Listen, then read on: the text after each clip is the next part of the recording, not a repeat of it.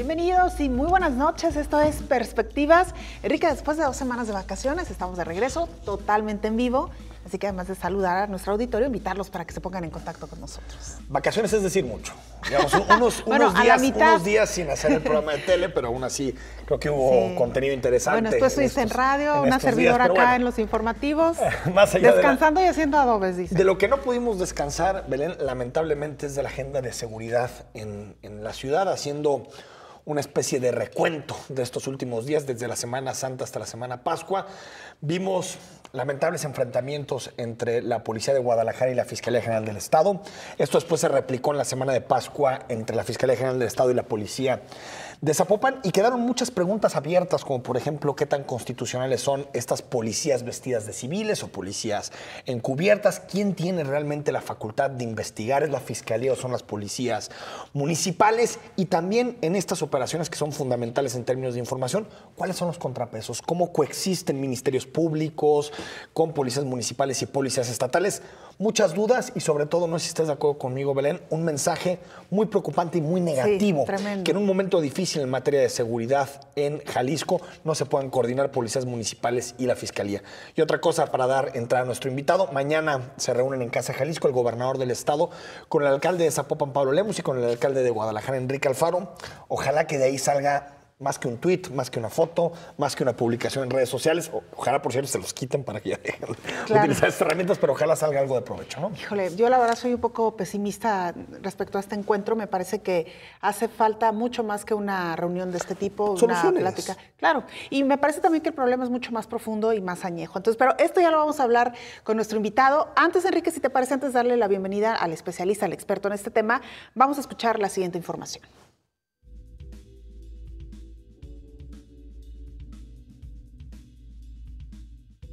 La controversia que se desató dentro de la policía en el estado de Jalisco debido al trabajo de los policías encubiertos no ha terminado. Y es que tras la problemática que se suscitó en donde policías municipales de Guadalajara que no portaban uniforme detuvieron a un motociclista que suponen era un delincuente y después los mismos elementos fueron detenidos por estatales por no identificarse, desató la duda sobre la irregularidad con la que la seguridad opera en el estado. Las dudas sobre si es legal que existan unidades encubiertas, así como las funciones que deben cumplir y el límite que existe en estas al no portar uniforme, han sido tema de discusión por ambas partes. Además, ha salido a relucir el poco control que se tiene sobre las acciones de seguridad que toman las unidades. Todo esto también desató una gran inconformidad por parte de la ciudadanía, quienes, más allá de si el actuar de los policías fue correcto o no, reprobaron las acciones por el hecho de señalar que durante las detenciones y discusiones, la cantidad de policías que acudieron al llamado eran muchos más de los que se ven cuando surge algún problema ciudadano, además de la rapidez con la que acudieron, cosa que en otras circunstancias y emergencias no hacen.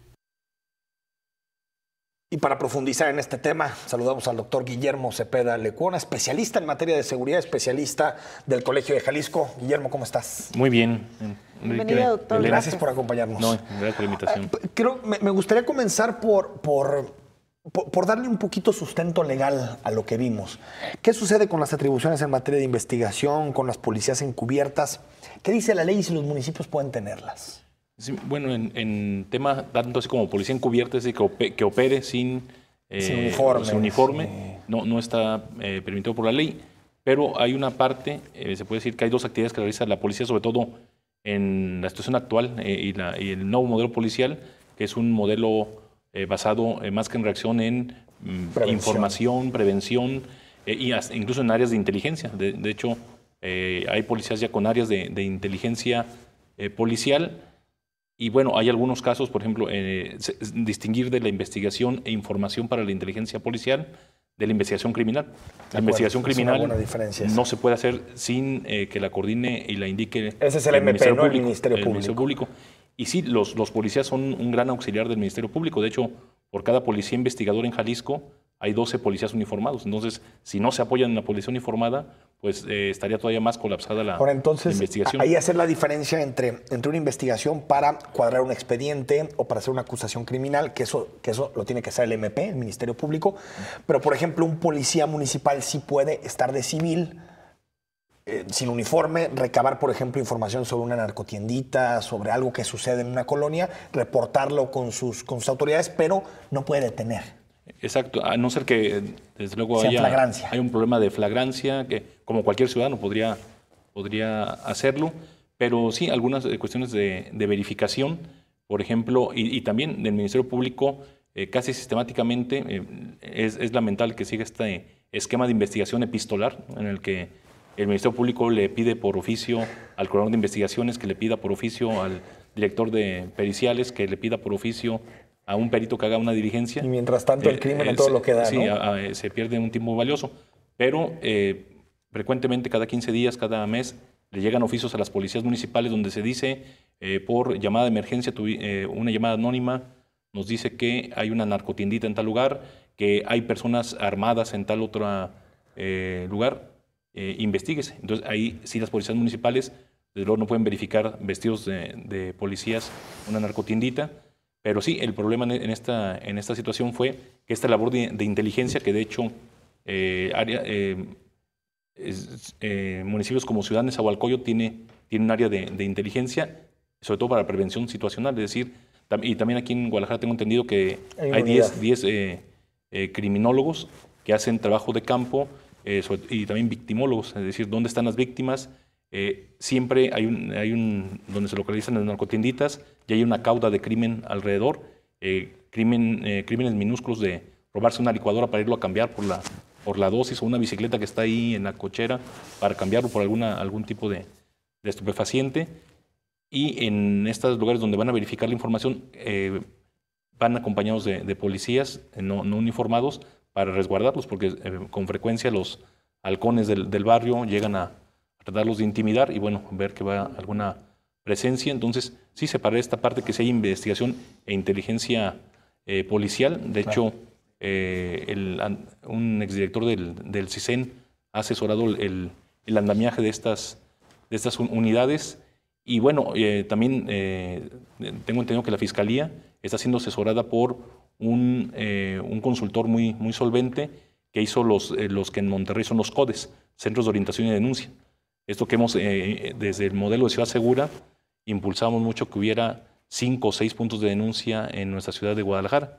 Claro. Porque en la actualidad, como ya hemos referido, se tiene que ir al hospitalario y accesible barrio de la zona industrial a presentar una denuncia. Y en Monterrey hay 8 centros de denuncia, donde ahí encuentra uno Ministerio Público, pero antes que el Ministerio Público está un trabajador social o un victimólogo que pondera el asunto y dice, no, usted va a justicia alternativa, usted sí va a investigación, usted atención a víctimas, sí, como en los bancos. Usted que viene a hacer más de 3 operaciones, usted se va para... Y en el caso de Baja California tienen un ISO 9001 que hace que los atiendan antes de 17 minutos o pierden la certificación. Aquí en Jalisco, en promedio, las víctimas esperan 128 minutos para ser atendidos por las autoridades. 128 minutos. Doctor, para aterrizar esto que nos acaba de explicar en un caso concreto y que fue el que vivimos precisamente hace unos días en el oriente de la ciudad, particularmente en la colonia Oblatos. En este caso específico, ¿cómo se debió de actuar? Y si realmente, o más bien, ¿cuál de las dos corporaciones está diciendo la verdad en torno a lo que ocurrió y cuál de las dos corporaciones actuó, como dicen, cada una defendiendo apegado a derecho, ¿no?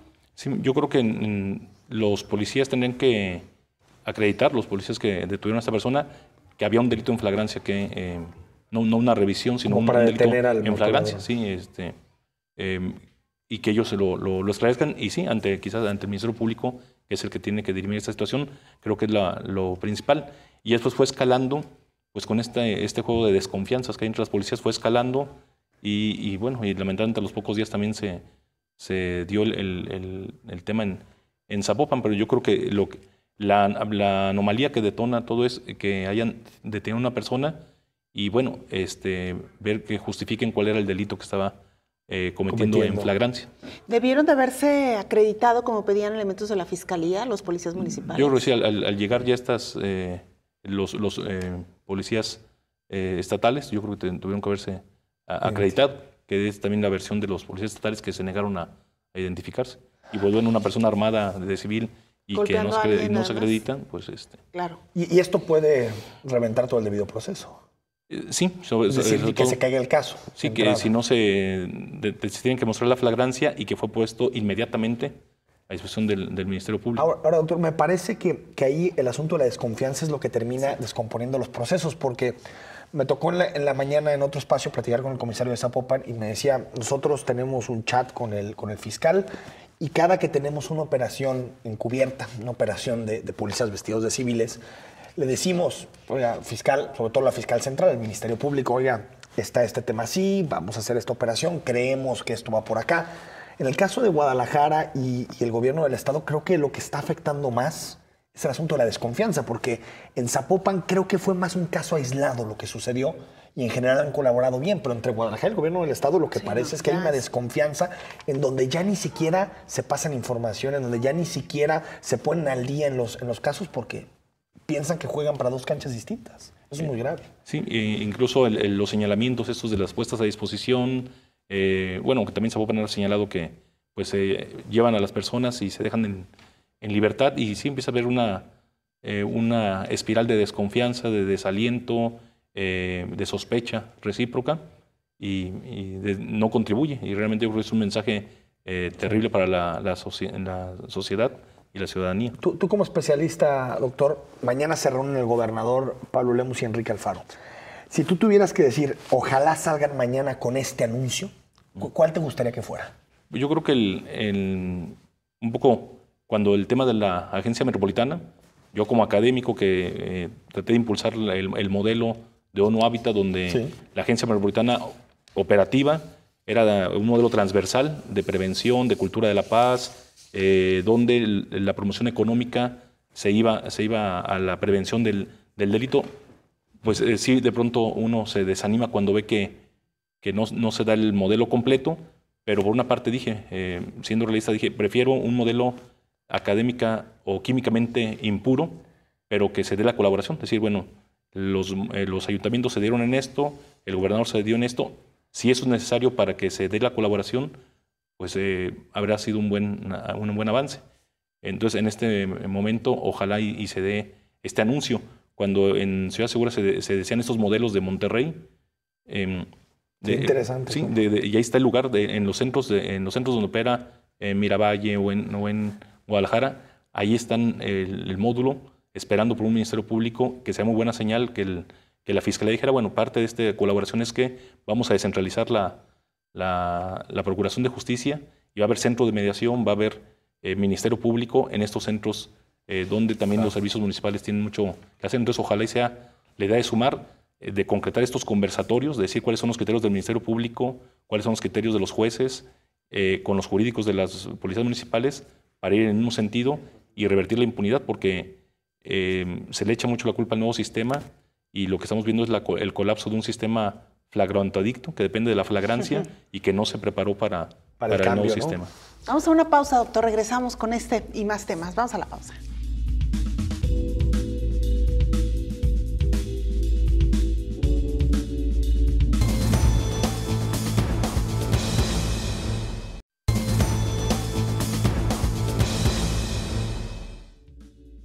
Estamos de vuelta en Perspectivas, platicando sobre la agenda de seguridad. Mañana se reúnen en Casa Jalisco el gobernador del estado, Pablo Lemus, alcalde de Zapopan, y el alcalde de Guadalajara, Enrique Alfaro, para coordinarse mejor, ¿no? Ese es como ese es el objetivo. Ese es el objetivo de que se reúnan. Ojalá no tuvieran que comer para que se coordinaran.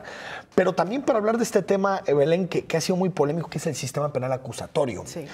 Porque hay un argumento que suelen esgrimir los alcaldes, que es nosotros detenemos a los delincuentes y después la fiscalía no puede armar los procesos adecuados. Es que en realidad el Ministerio Público no lo suelta. Un juez lo que dice es que no aplica la medida cautelar de prisión preventiva y por lo tanto tiene que seguir su proceso que sigue desde afuera de la cárcel. No sé, doctor, si podemos hacer un balance de lo que ha significado el sistema penal hasta el momento y si, como dicen muchos actores políticos, es un fracaso. Sí. Bueno, definitivamente el nuevo sistema de justicia penal es cualitativamente superior a lo que teníamos, con presunción de inocencia. Digamos, ahorita los operadores del sistema, sobre todo el Ministerio Público, extrañan que el viejo sistema les subsidiaba sus ineficiencias, es decir, se consigue una confesión coaccionada o se hacía esto de la flagrancia equiparada. Es decir, el 90% de los asuntos que prosperaban ante el juez eran por flagrancia, la mayoría de ellos equiparada. Si un caso no se resolvía en las primeras 7 horas de que se cometió, la probabilidad que se llegara a resolver era menos del 10%. Claro. Es decir, era un sistema flagrantoadicto. Entonces ahora hay esa nostalgia por un sistema tienes que investigar, tienes que aportar pruebas. Sí, y se tienen que agilizar los procedimientos. No puede haber puestas a disposición de 6 horas, de 4 horas. Tiene que ver mucho el informe policial homologado, que son 8 páginas. Ya el propio secretario ejecutivo, el secretario técnico del Sistema Nacional de Seguridad Pública, creó una comisión para revisarlo.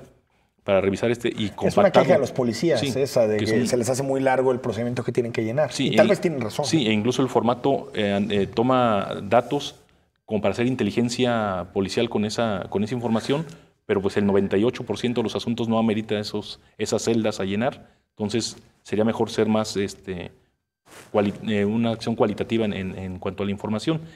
Y sin embargo lo hemos visto que en muchos estados del país sí está funcionando bien el nuevo sistema. De hecho, algunos en Jurimetría, una asociación civil en la que participo, hacemos el modelo de buenas prácticas. Entonces yo por esta situación que se está viviendo en nuestro estado, también hay un problema en el Ministerio Público porque a veces ni siquiera los llevan ante el juez.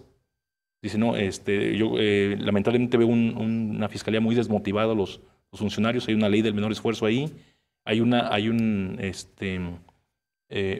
falta de capacitación y sobre todo yo noto pánico a la sala de audiencias, porque anteriormente al mes 600 casos eran puestos a consideración de los jueces 600. Al mes y ahora son 45. Entonces se ha desplomado en más de un 80%. O sea, entonces antes de llegar a la audiencia con el juez salen. Sí, se dice, el Ministerio Público dice, bueno, ya nos tardamos 6 horas.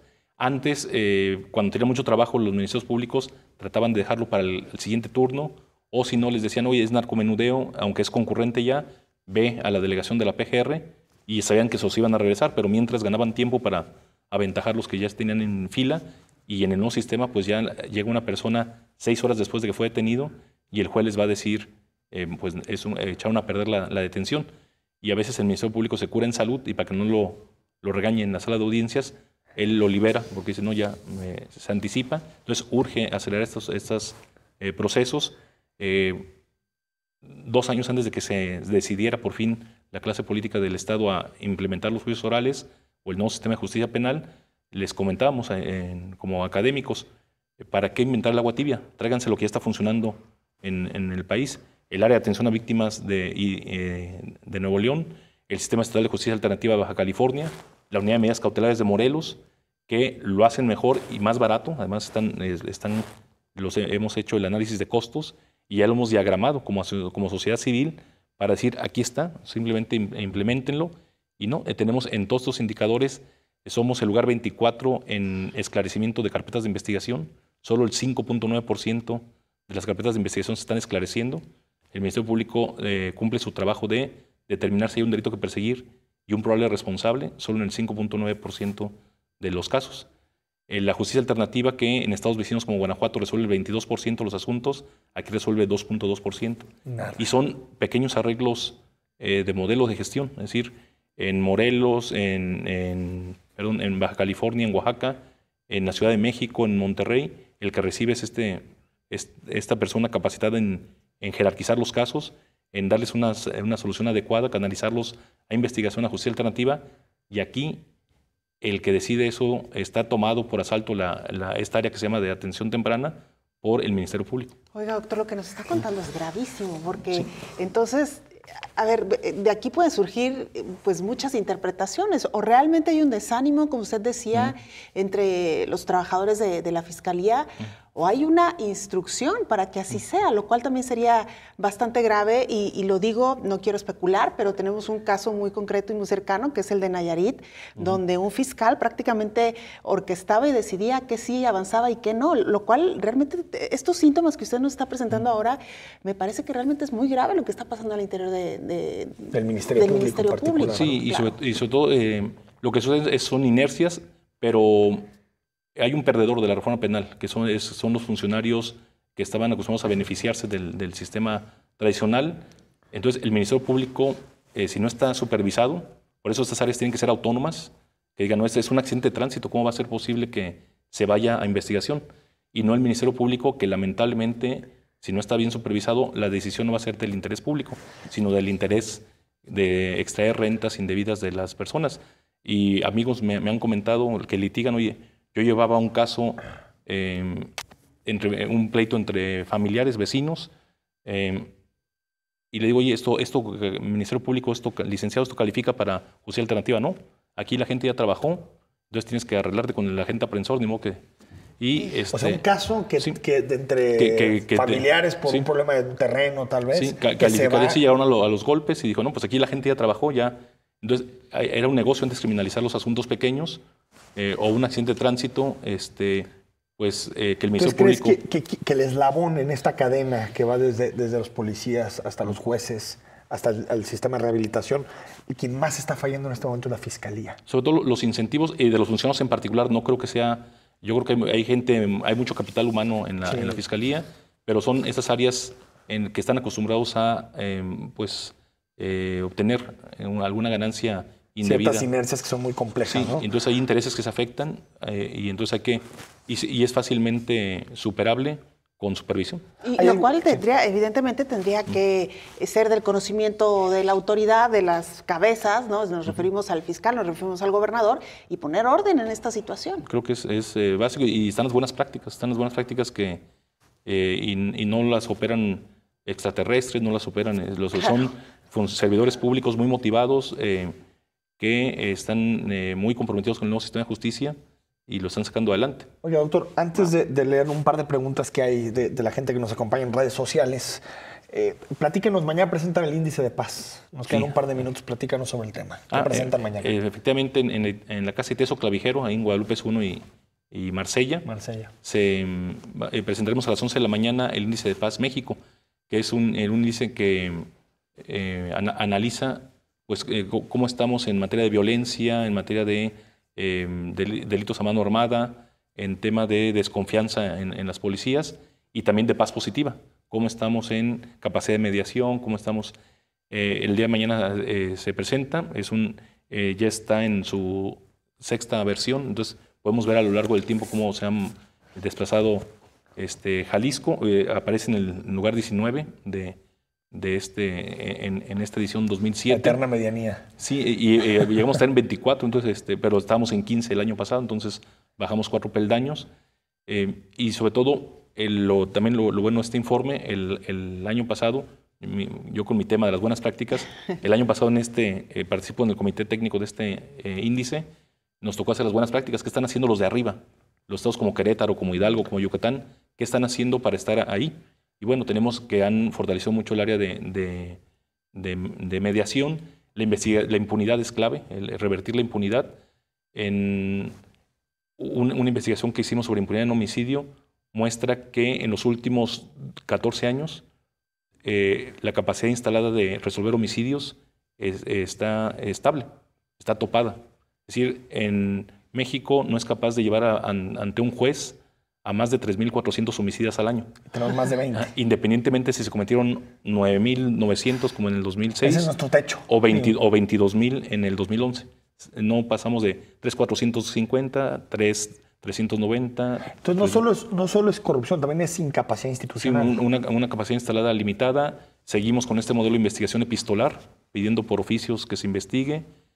Cuando lo que está funcionando muy bien en Nuevo León, está funcionando muy bien en Yucatán y en Hidalgo es unidades mixtas de investigación, donde hay Ministerio Público local, federal, incluso hay asesorados por el CISEN, hay policías estatales, hay un área de peritos propia, aunque son técnicamente independientes, responden a sus áreas periciales, pero están ahí, no hay que hacerle una carta. Y las 5 o 6 unidades de investigación de homicidios se reúnen una vez por semana para intercambiar información. Oye, tengo un patrón similar, mejor pásame ese caso a mí porque lo puedo juntar con esos otros. Y estas áreas de inteligencia policial, como la de Monterrey, y que se está implementando aquí, al menos en la Policía de Guadalajara, y tengo entendido porque es este mismo asesor que está asesorando la Fiscalía, ojalá también se haga a nivel estatal, claro, que sistematizan información para estar de los casos que no se han resuelto, jalando información útil. Un par de preguntas, doctor, antes de despedirlo. El Duende 7 nos dice, entonces, ¿dónde quedaría el papel de la policía investigadora? Creo que están mal porque usurpan un cargo que no les corresponde, hablando de la policía municipal, aunque ahí está la diferencia que hiciste, ¿no, doctor? Entre una cosa es la investigación criminal y otra cosa la investigación relacionada con temas de obtención de información, ¿no? Claro. Álvaro Ortega, una pregunta para el invitado. ¿Por qué no están en los mandos policíacos personal que verdaderamente tenga experiencia y sepan de seguridad? Los que están hasta ahorita son más políticos de lo que sabe un mando policíaco. ¿Cómo despolitizar? ¿Es posible esto, doctor? Pues es uno de los temas más sensibles y socialmente, y por lo tanto más rentables también políticamente, pero sí creo que debe de irse fortaleciendo los perfiles.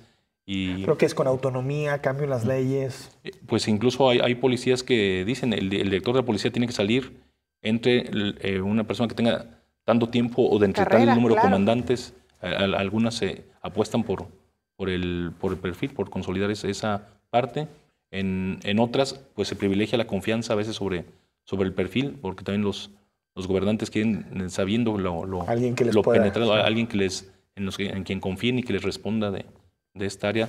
Pero sí, es una área con técnica que debe de fortalecerse el tema del perfil y de la capacidad. El eterno debate, doctor. Gracias. Muchísimas gracias por habernos acompañado. Un gusto, Enrique. Volvemos para hablar de Francia, las elecciones. La France.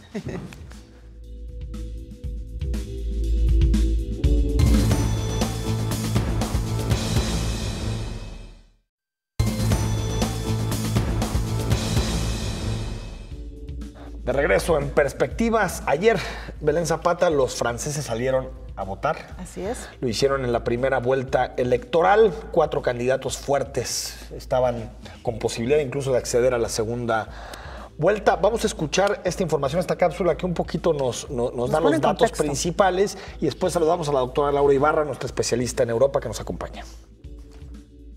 Francia está próxima a llevar a cabo la segunda y definitiva vuelta para las elecciones presidenciales. Y tras la victoria de Emmanuel Macron en la primera ronda con el 23.86% de los votos, sacó casi 2.5 porcentuales de ventaja a su contendiente Marine Le Pen. Macron se enfrentará a la diputada líder del Frente Nacional, que ha hecho del abandono del euro su bandera y ha defendido la celebración de un referéndum para la salida de Francia de la Unión Europea. Con Europa en el centro de la campaña, el presidente de la Comisión Europea, Jean-Claude Juncker, la alta representante para la política exterior de la Unión Europea, Federica Mogherini, el jefe negociador para el Brexit, Michael Barnier, así como los principales grupos políticos de la Cámara, entre otros, han mostrado su apoyo al líder centralista. Además, algunos de los mismos rivales presidenciales han mostrado su apoyo al candidato. No será sino hasta que se den las votaciones del 7 de mayo que se podrá hablar de una completa victoria para Macron o bien el no tan esperado resultado de una victoria para Le Pen. Doctora Laura Ibarra, gracias por estar aquí con nosotros. Bienvenida. Pues buenas noches, gracias por invitarme. Pues ¿cómo viste ayer las elecciones? El resultado, Los resultados, es increíble la fragmentación.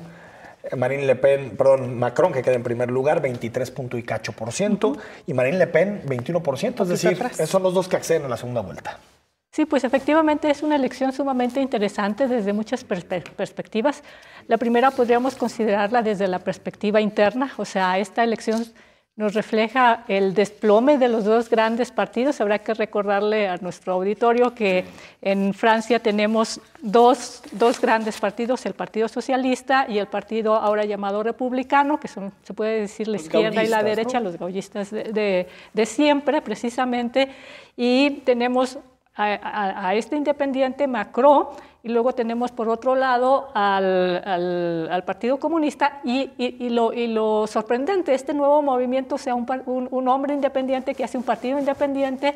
Él se llama Emmanuel Macron, el partido se llama En Marcha, aprovechando el EM, o sea, como... cierto, no había visto que también eso coincidió. Esa era la intención. Y bueno, los pronósticos apuntaban a que era muy probable que el partido de ultraderecha que liderea la señora Marine Le Pen fuera el partido ganador. Habrá que recordar que esta es solamente la primera elección, que en Francia hay siempre una segunda vuelta, y bueno, se puede decir reconfortante que quien gana la elección es Macron, como usted señalaba, 23 y algo, 23.8, o sea... 23.7, exacto. 23.7, y Marine Le Pen pues no logra. no logra ser la ganadora. Se esfuerza en su discurso por mostrar como victoria algo que un poquito huele a derrota. Su papá ya había logrado la segunda vuelta. Bueno, había logrado, pero le había ido así con Chirac en el 2002, pero le había ido en la segunda vuelta bastante mal. O sea, Chirac tenía, si mal no recuerdo, 80% y el papá de Le Pen no tuvo oportunidad. Entonces, bueno, esta es la primera lectura que podemos hacer, o sea, un resultado de alguna manera sorpresivo en el sentido de que significa el desplome de los dos grandes bloques. Y por otro lado, bueno, también visto desde fuera, un resultado interesante, porque me parece que no había habido una elección europea en donde precisamente el tema europeo hubiera estado tan en el centro, ¿no? O sea, aquí estaba una posición de la ultraderecha, de Marine Le Pen, que definitivamente, o sea, cualquier ángulo que se analice significaba la ruptura, la salida de Francia de la Unión Europea. O al menos una postura. Sí, ahorita vemos el caso de los comunistas. Y bueno, Macron con una política así de europeísta, una política de fortalecer junto con Alemania la Unión Europea, de renovar ciertos aspectos, pero entonces, bueno, aquí hay una decisión de los franceses de que sí por Europa, sí con el proyecto de la Unión Europea. Entonces, bueno, esta es una primera lectura, digamos. Dos realidades totalmente opuestas entre estos dos personajes que pasaron a la segunda. Un antagonismo perfecto, están en desacuerdo en todo. Sí, totalmente. Porque se hablaba mucho de los extremos Mélenchon y Le Pen, pero Mélenchon y Le Pen coinciden en algunos temas. Sí. Estos dos son totalmente opuestos. Y sus proyectos, incluso, por ejemplo, ahora veía cuáles eran la propuesta económica, porque esa va a ser central ahora en estos días de campaña hasta la segunda vuelta. Y bueno, efectivamente, o sea, mientras Marine Le Pen vuelve otra vez a una política proteccionista, a una política un poco a la Trump, para decirlo rápido. Ajá, y Macron otra vez a esta política de mercado libre, de más comercio, etcétera, ¿no? O sea, sus proyectos sí son muy ¿Quién diferentes. es Macron a propósito? Porque, digo, es un hombre que hoy por hoy tiene amplias posibilidades de ser el próximo presidente. Hace 6 meses, ¿quién era? ¿No? Sí, Nadie. Cuéntanos un poquito de este personaje, doctora. Bueno, tal vez habría que comenzar por la cuestión privada. Sí llama la atención que su esposa, creo que tiene 15 años mayor que él, era su maestra de francés en la escuela, entonces se casa con su maestra de francés. Fue banquero, fue ministro de Finanzas o de Economía con Hollande, no estuvo de acuerdo con él. Entonces, realmente esta pregunta de quién es Macron es interesante porque él reúne en su discurso y en su política tanto aspectos socialista, se podría decir, porque alguna vez estuvo pues con el Partido Socialista, y también ideas liberales, o sea, de un liberalismo económico. Entonces, si tuviéramos que ubicar, es un personaje muy al centro. Tal vez un socioliberal, como le dicen, ¿no? Un socioliberal, exactamente, o sea, socialista y liberal. Entonces, o sea, defiende el estado de bienestar, pero sin tanta protección. Claro, ¿no? Sí, entonces este es más o menos el perfil.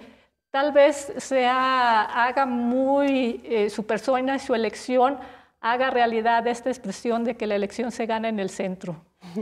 Después de todo lo que nos ha pasado, que las elecciones se han ganado a los extremos, ¿no? Claro. Ahora parece que el centro vuelve, en el caso francés, a ser importante. Sí, definitivamente.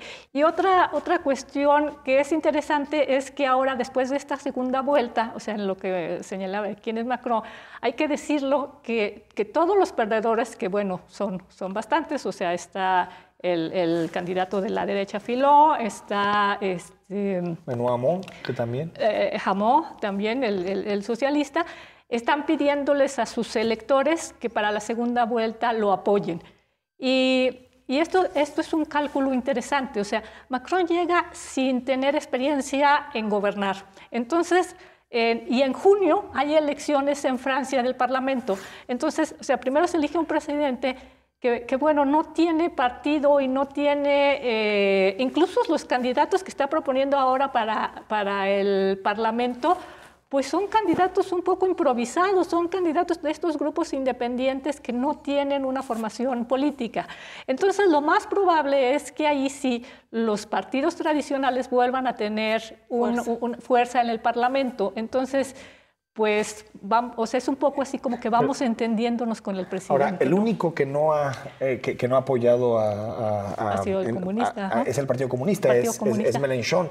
Porque lo interesante ahí, doctora, es que si bien podemos pensar que Macron la tiene prácticamente ganada en la segunda vuelta, lo que hemos vivido en los últimos meses, en los últimos años, nos lleva a pensar que también el hecho de ser concebido a Macron como el candidato del sistema, porque también es banquero, viene de una familia muy acomodada parisina, tiene muy buen voto en las ciudades, pero no tiene ningún voto en las zonas rurales.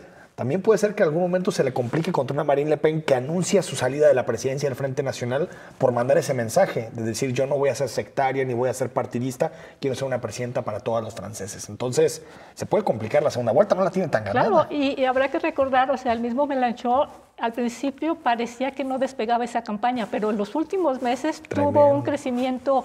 Al final de cuentas, la diferencia, por ejemplo, con Filó es mínima y la diferencia con los otros candidatos no es mucho. O sea, más o menos anda 23 Macron, 21 Marine Le Pen y él con 19 votos. O sea, no es una gran diferencia. Y habrá que recordar que, curiosamente, hay una coincidencia en algunos puntos entre la propuesta ultraderechista y la propuesta comunista. Yo sé que a algunos les podrá sonar esto como muy sorpresivo, pero, por ejemplo, uno de los puntos de coincidencia es la postura en relación a Europa y la Unión Europea. O sea, ambos proponen la salida de Francia del bloque europeo, ambos son críticos de la globalización, entonces sí pudiéramos pensar que una buena parte de este electorado, de esta fracción que se decidió por Mélenchon, en la segunda vuelta apoye a Marine Le Pen. Estaba viendo el día de hoy los pronósticos para la segunda vuelta y bueno, señalaban para Macron más o menos un 60% y para Marine Le Pen un 40%, pero como eso se puede acercar, claro, semanas. Pero hay que decir todo puede ocurrir.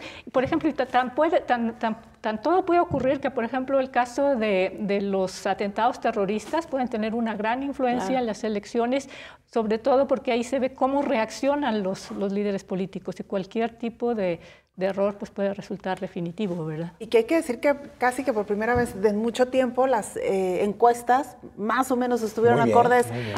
Hay que decirlo muy bien. Sí, claro, Nos habían fallado en otras, pero en este caso no fallaron. Sí, bastante precisas. Y también se espera que no fallen para la segunda vuelta, porque algunas casas encuestadoras dicen, no, es que la vez pasada, por ejemplo, en la elección de Trump contra Hillary Clinton había poca diferencia, pero bueno, ahora estamos hablando de casi una diferencia de 20 puntos. Doctor, nada más en el asunto de Mélenchon y Marine, porque no lo voy a decir porque yo soy un fan de Mélenchon, me gusta mucho desde hace mucho tiempo, se me hace un gran orador, un tipo, un socialista más real de lo que han mostrado los socialistas franceses, pero sí creo que están en contra de la Unión Europea por razones distintas.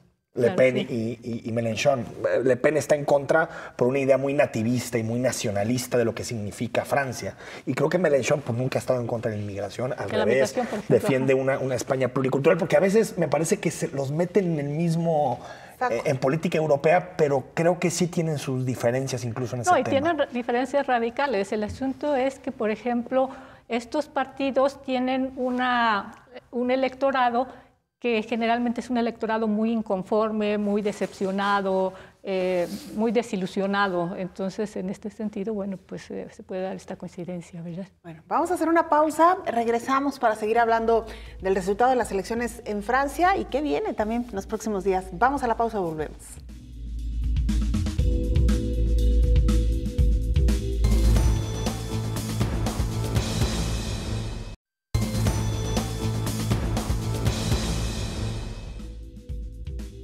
Estamos de regreso esta noche en Perspectivas, charlando en torno a los resultados ocurridos este fin de semana en la elección de Francia. Habrá una segunda vuelta el próximo 7 de mayo. Hasta ahora, Enrique, pues el aventaja en esta elección el candidato Macron, que por cierto, lo decíamos ya, un hombre bastante joven, 39 años. Tremendo. Y hay que decirlo también que los mercados internacionales han respondido bien a estos primeros resultados, doctora. Sí, sí, efectivamente. Creo que, digámoslo así, para algunos sectores resulta muy tranquilizador, al menos este triunfo. La Unión Europea, Juncker luego mandó su felicitación, o sea, para la Unión Europea fue un resultado muy satisfactorio, para el mundo de las finanzas también. O sea, ¿por qué ha estado tan en el centro de la atención precisamente Francia y por qué se está tomando como un referente de lo que pudiera pasar en Europa?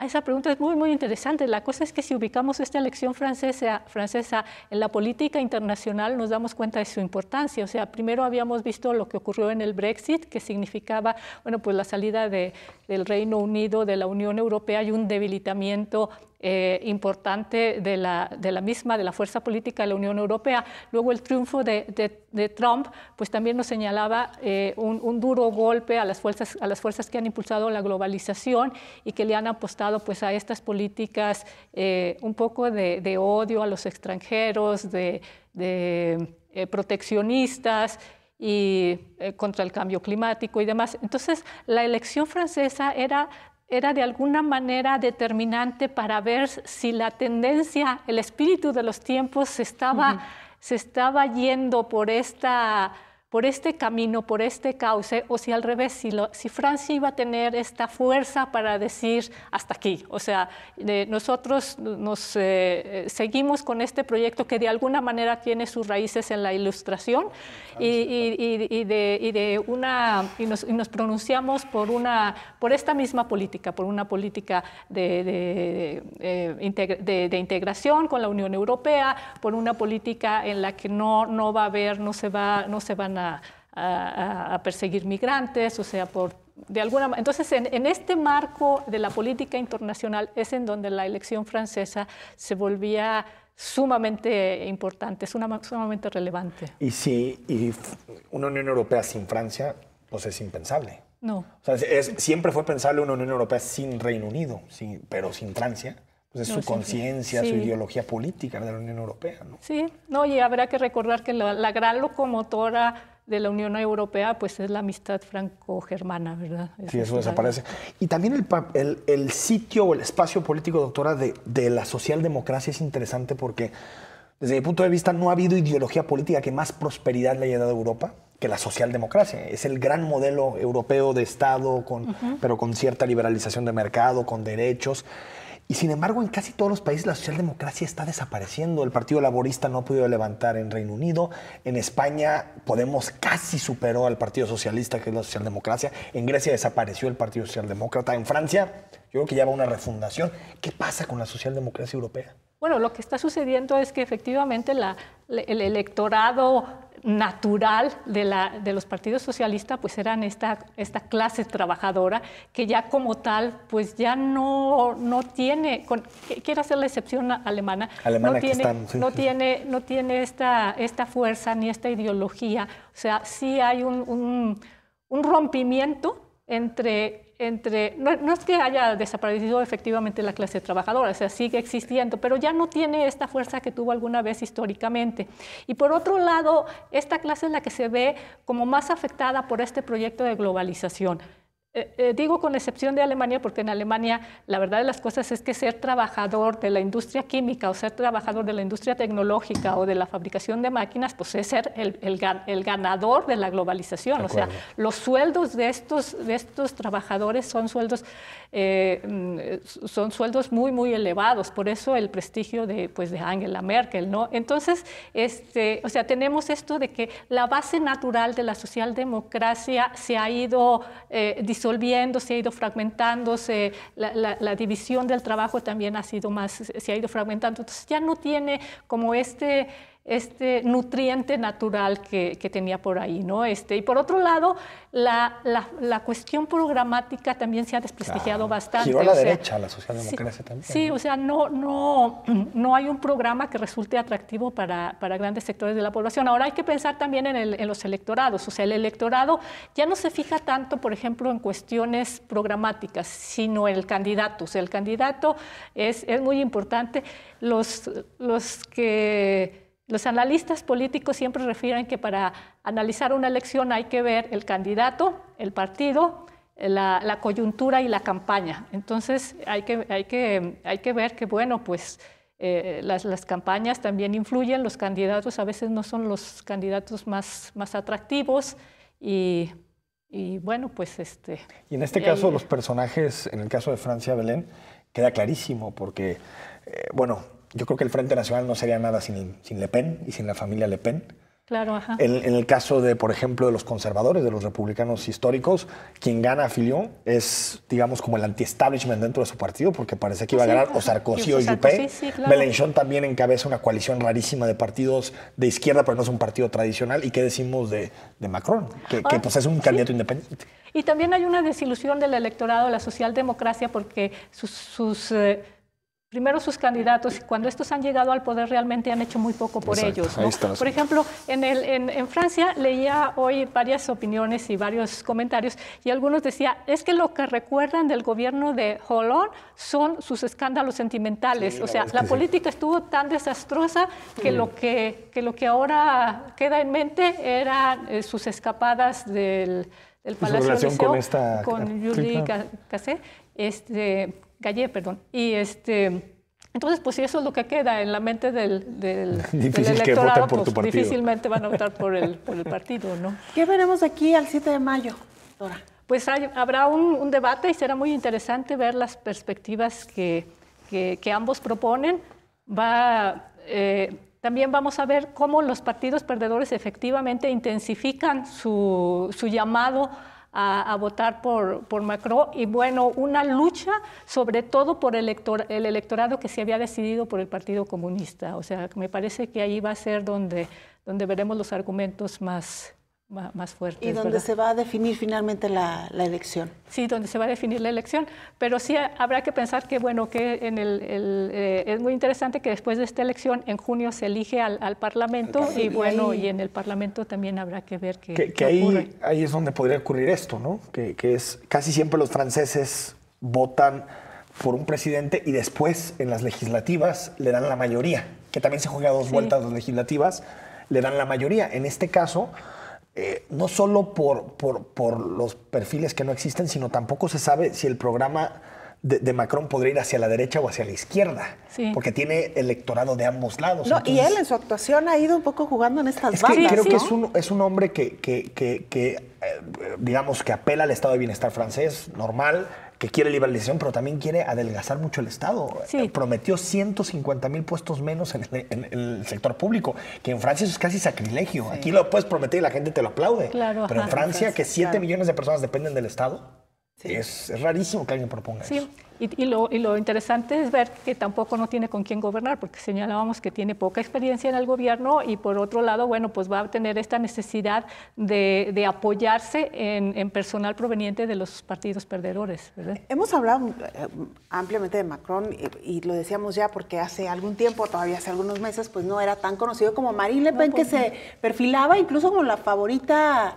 Claro, sí, para eso la derrota no haber quedado en primer lugar. Claro, el tema ahora, doctora, es ¿qué podría pasar para que estos resultados que hoy tenemos se reviertan? Es decir, ¿qué tan seguro la tiene Macron y qué tan perdida la tiene Marine Le Pen? Bueno, eso también es una extraordinaria pregunta, porque en este siglo ya todo es posible. O sea, las sorpresas, el Brexit, pues todo inclinaba en que al final de cuentas el Reino Unido no saldría de la Unión Europea. Con Trump y Hillary todavía hasta un día antes de la elección le daban la mayoría de las encuestas más o menos un 2 o un 3% de diferencia a favor de Hillary. Entonces, pues sí, todo es posible. Pero bueno, ya señalaba que más o menos el pronóstico es 60 Macron, 40 Marine Le Pen ahorita, pero pueden haber que lo más seguro es que se cierre, porque es complicado que se mantengan esos 20 puntos de ventaja, ¿no? ¿O crees que es posible que los... Lo digo porque está clarísimo que en Francia hay una división rara, porque las ciudades todas están apostando por el proyecto más europeísta, pero el campo no tanto. Incluso tú decías, doctora, ganó la Unión Europea. A mí se me hace un poquito la visión triunfalista, porque al final, si sumas los votos de Mélenchon y los votos hay 40% de franceses que salieron a votar del 80% del censo, que quieren otra Unión Europea o que quieren salir de plano de la Unión Europea, cosa que es raro en un país tan europeísta. Y también ves fracturas por edad, por trabajo, por ingresos. Macron se dice que es el candidato de los ricos contra el candidato de los pobres, que es Le Pen. Entonces... Claro, y es interesante, ahí, ¿no? Sí. De hecho, si lo vemos, por ejemplo, en la coyuntura internacional, o sea, vemos que el perfil del votante del Brexit, el perfil del votante de Trump y el perfil de votante de Le Pen tienen una gran similitud. Por ejemplo, las zonas rurales son precisamente los que se han inclinado por estos candidatos. Llamémoslo así rápido, aunque tal vez había que diferenciar, pero los perdedores de la globalización. Sí. Quien perdió su trabajo en el norte de Francia. Claro, los trabajadores. Luego también personas de cierta edad, o sea, personas adultos mayores que tienen una idea más conservadora, más nacionalista y que para ellos la cuestión europeísta suena como un experimento. Entonces, estos perfiles ahí están. O sea, este es el votante que ahora está manifestando su fuerza y su inconformidad. Y que encuentra más respuestas en el pasado que en el futuro. Gracias, doctora. Muchísimas gracias por habernos acompañado. Que en mayo nos visite. Sí, no, claro, ya está aquí a la vuelta de la esquina. No, y hay una nueva elección que viene, muy interesante, la del Reino Unido, porque la primera ministra acaba de decir que se va a haber elecciones. Interesantísimo lo que está pasando también. El miércoles hablamos de Gría de acá. Sí, Héctor Pizano, el nuevo presidente del PRI, nos visita. A Jalisco. Muchísimas gracias, muy buenas noches.